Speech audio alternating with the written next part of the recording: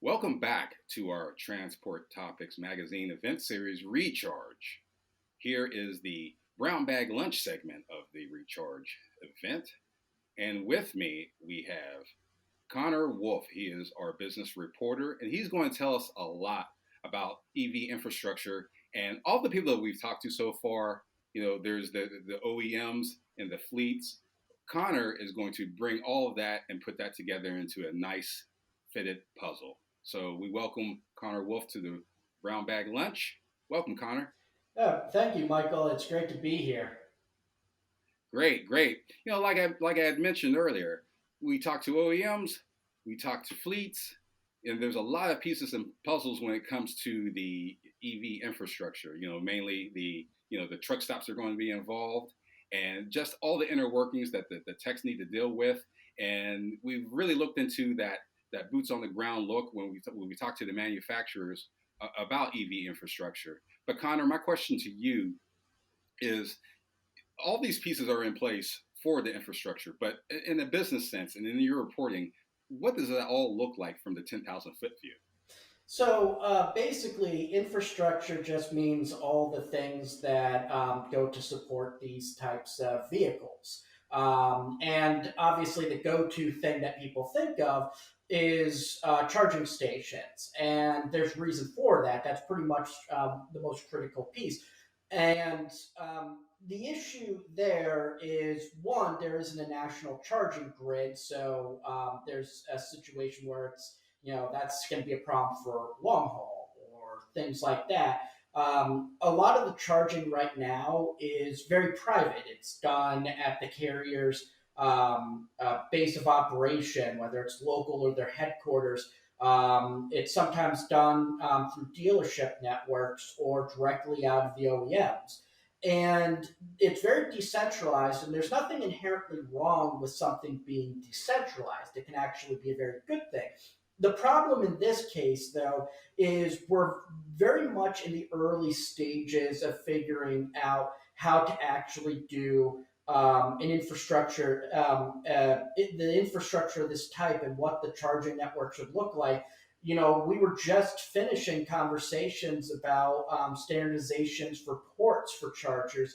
And there's a lot of debate around that about whether there should be a standard so that you could go to any charging station that's public facing and charge up your truck, or whether it's more beneficial for the OEMs to have their own charging ports so that they can sell their own stations. And so that's kind of the problem right there, but it's only a problem in the sense that this is all very new. And eventually, this is going to be figured out. So, for example, Volvo has been talking about and starting to implement charging corridors. They're looking on the West Coast to be able to do this, where they're actually going to utilize their dealership network. And a lot of OEMs have talked about utilizing their dealership network in order to do that. And that's very smart because the dealerships are already strategically placed around where there's a lot of commerce and cargo movements and stuff like that, obviously, because of what they sell. But they're also spaced around the country. So you can imagine that for long hauls. If you have a Volvo truck or a Peterbilt truck or something like that, and you're using their electric charging systems and their ports, well, it might make sense to pull into their dealership network and basically use that as a gas station. So that's been some of the solutions discussed about it.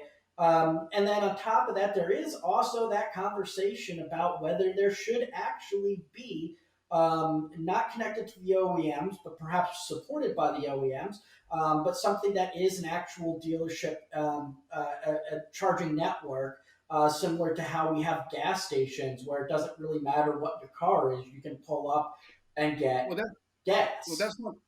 I'm sorry to interrupt, Connor. But that's one thing I wanted to touch upon as well. Just sort of that point of purchase when it comes to the charging infrastructure. With that point of purchase for the diesel refueling is that particular gas station. So in terms of thinking like that, will that EV infrastructure point of purchase be at that warehouse. I mean, if fleets aren't able to have that charging infrastructure in house, and as you were saying before, the dealership having that infrastructure in house as well when it comes to recharging. So where would that point of purchase be? Would that be similar to the gas station? At the moment, it's really nowhere. It can, as I said, the dealership networks seem to be one solution to this, but it's so decentralized at this point that the conversation of what about what this will look like tomorrow in terms of a more standardized network is happening.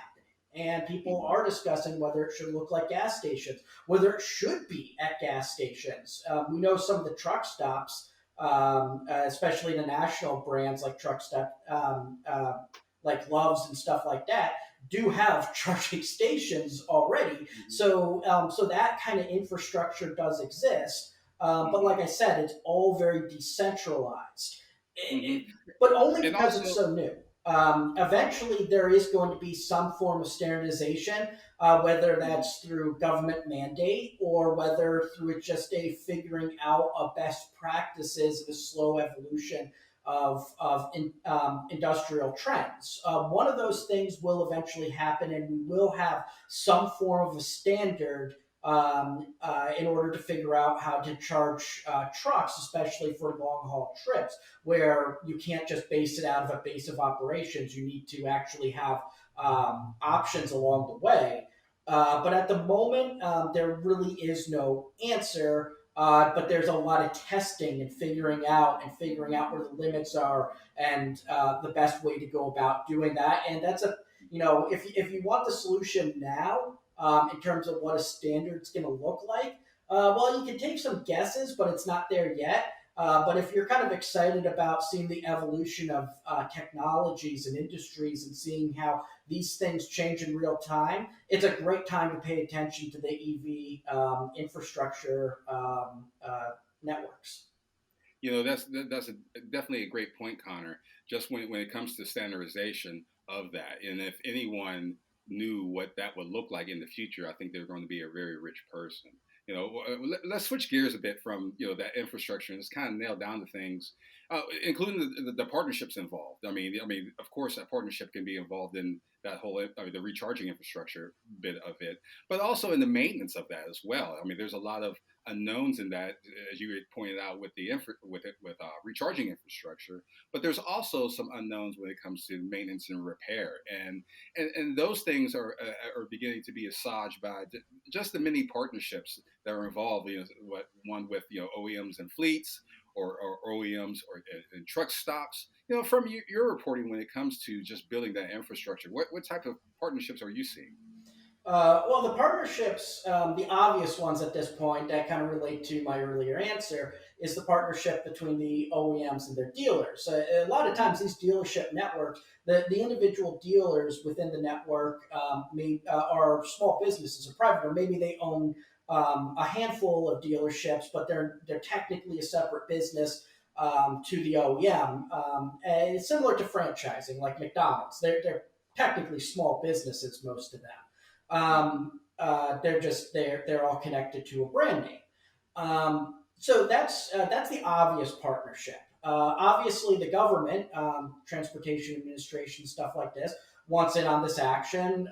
Their job, the purpose of government, is to find those type of standardizations and to create standard practices for these type of things. So obviously, they're having conversations with the OEMs, with the with the carriers, with the other major partners involved in this, and also state agencies and stuff like that. They're part of this. These conversations are ongoing. So just by virtue of this being a very liquid process, a very quick evolution because of how new and how rapid this technology is changing, partnerships are just naturally going to form from that as a consequence of people trying to figure out how best to do this stuff. So yeah, I'd say if you're going to draw a flow chart, it would be the biggest one is government, but there's only so much they can do without actually taking over the industry. but they can bring different parties together and ask about standard practices and stuff like that, and consider regulations for creating standard practices. So that's kind of the government role. Probably the biggest players, the OEMs, because they have the connection between the government and the dealership networks and the carriers. They're talking to everyone. They're in the center of it all, and they're bringing everyone together. And a lot of times, I'd say most of the time, I would presume, they're actually making the charging station because they need it to be connected to their truck and stuff like that. They're making the truck, so it makes sense for them to be making the charging station too. Though there are a lot of private companies not connected to the OEMs that are working to make their own charging stations, and sometimes that's through partnerships with the OEMs, and sometimes that's just through doing their own thing. And so you have all these different parties figuring out different aspects of this. And oh, and Hmm. by the way, the utilities are a very important Yeah, partner in this as well, yeah. That, because that that was my next question, Connor. Just utilities on that. I mean, we can probably talk about these last 2 points that we that we've been discussing for the whole lunchtime period. So, but yeah, definitely with the energy providers that come into this puzzle, because they are literally providing that particular power that these fleets, OEMs, warehouses, truck stops are wanting. The just through your reporting, how is that particular game playing out? Because when some fleets that I've talked to are going into that head first, and they have those healthy relationships with those energy providers, and then there are other fleets that are out there, maybe that umbrella for those independent contractors who aren't even really thinking about this, but when they do have a sense of this, they're kind of in the dark, or they don't have too much information on that, or that's something that hasn't really even been thought about. Where are we in that, in the big business sense of things? well, let me start with the utilities because I think this is a very important point. When you have, especially in an area, say you're near a port or a airport that does cargo movements or something like that, you're in a major area for transportation and commerce. What's going to happen when you have hundreds of trucks all charging up during lunchtime because that's when the driver leaves and go gets his lunch? What's that going to do to the existing network, the existing energy grid? Well, it's going to be stress it terribly.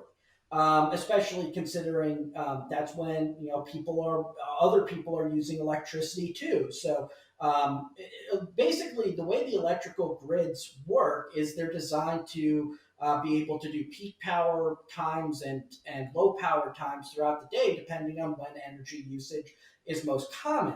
But there are limits to how much the output can be, and what that looks like when suddenly you have an entirely new energy hungry thing being plugged into it. Some solutions that have been discussed is, well, maybe we should charge these trucks at night, and it's like, okay, well, that's a fair solution because people use less energy, so you'd be able to basically balance out the input throughout the day.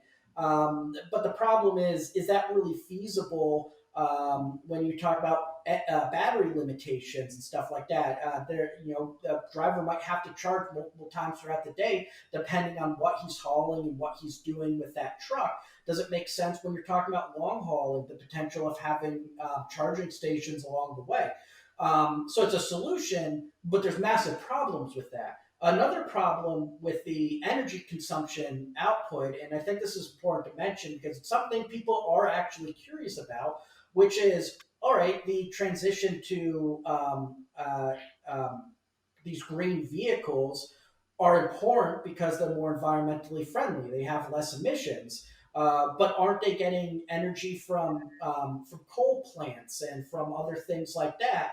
And I think the important point that not a lot of people talk about in that is yes, that's true, but the difference is the transition. You basically, when you talk about a single vehicle, you're stuck to one energy source because the power plant is essentially on the vehicle. When you're talking about an entire energy grid, whether it's a city or multiple towns or something like that, there's better chances of diversification in terms of where the energy is being created. And that's important because yes, okay, 70% of it's coal, and that's not great for the environment, but 30% of it's not. And as technology improves over time, you're going to be able to move that percentage up. And the alternative is, well, what do we not? What do we do? Do we just not work on electric vehicles at all until the energy grid is 100% green in 50 years? And then start working on it? That would be a ridiculous way to develop this technology. Though that is a complaint that you hear oftentimes online. Well, you get it from unclean energy anyway. It's not really clean. It's like, yes, but it's not 100% coming from one source most of the time, especially for the big cities.